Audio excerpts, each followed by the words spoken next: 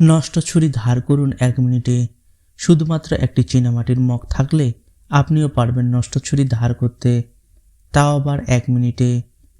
তবে এখানে আপনাকে নিতে হবে একটি চীনামাটির মগ ও কিছু পরিমাণ লবণ। এরপর থেকে আপনিও ছুরি, বটি, কাঁচি সব কিছু ধার করতে পারবেন 1 মিনিটে। এই যে দেখুন, আমাদের এই ছুরিটি অনেক দিন থেকে পড়েছিল, এটার ধার নেই বললেই চলে। এই যে দেখুন, একটি গাজরও কাটা সম্ভব হচ্ছে না। এই যে দেখুন, হাতেও লাগিয়ে দেখাচ্ছি, এটা একেবারে অকেজো হয়ে গেছে। এটা দিয়ে কাজের কাজ কিছুই হচ্ছে না। এটা দেখার আগে আপনি ভিডিওটি পৃথিবীর কোথায় থেকে দেখছেন কমেন্ট করে জানান।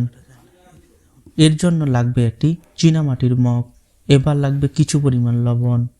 প্রথমে একটা চীনামাটির মগ নিন, এবার মগটি উল্টো করে এর পিছনের অংশে কিছু পরিমাণ লবণ দিন।